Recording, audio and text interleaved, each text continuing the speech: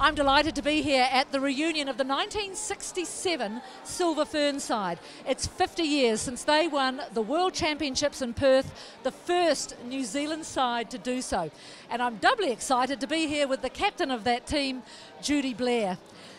Judy, take us back to Perth 1967. What was it like? Well, it was a fabulous time. I mean, our team was a friendly team and a happy team, and a happy team is a winning team.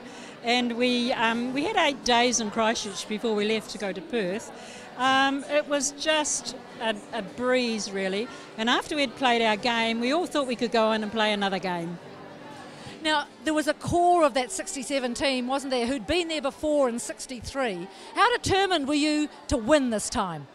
There was 3 of us from the 63 team, and we were so determined because, after all, I mean, in those 63 to 67, there was no netball games, so we had to wait 4 years to do this, and we thought we lost by 1 and we won by 6, so it was absolutely fabulous. Your coach, of course, was Taini, Jamison, now netball royalty, like the rest of you, I might add. She remains the most successful coach. What was the key to Taini Jamison's coaching style? I think Taini was just one of us, you know. I think that when you're in a team, it's a team spirit, and I think she was just one of us, and she never pressed us hard, but she had rules, and her game plan was really, really good. And it was a simple plan, and I think the simple game wins.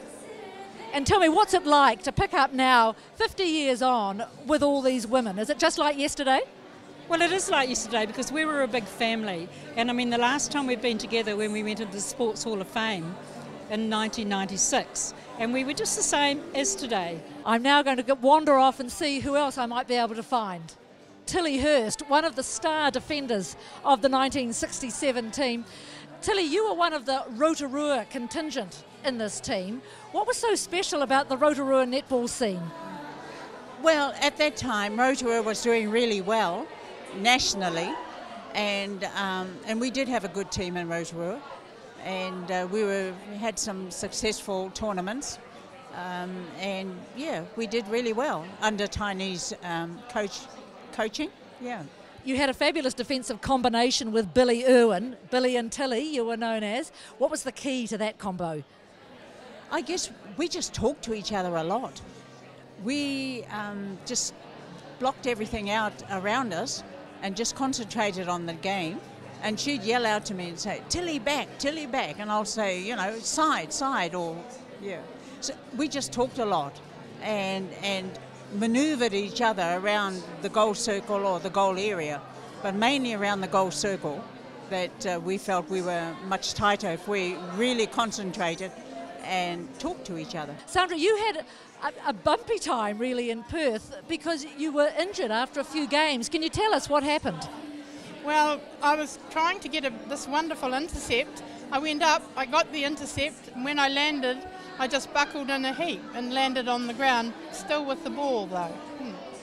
When the people came to take me off the court, they put me in a blanket, one on each corner, and I went like this, and that's how I really injured my back, and I ended up in hospital. Never mind, I was able to join in the haka at the end of the last game, so it was sore, but I made it. And so apart from the injury, what other memories do you have of that time? Playing on grass in Sydney, playing inside for the first time, playing in shoes that were like cardboard on the bottom because they had no support for you. And just everything was new for me, coming from Northland.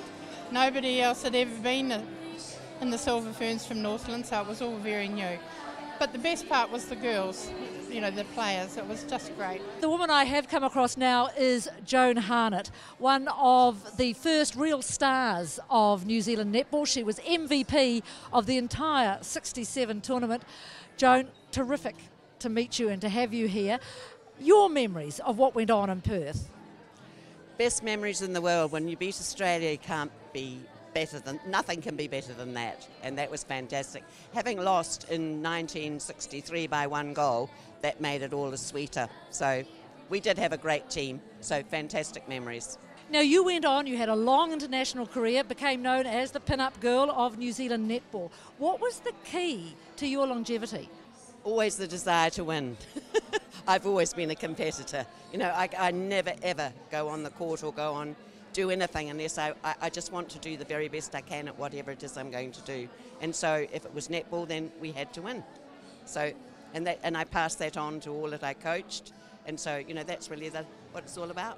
And it really has been a fabulous evening here in Hamilton to see these women, these heroes of the international game, the first New Zealand winners of the World Championships. And this has been made possible by First Sovereign Trust, and we do acknowledge their help.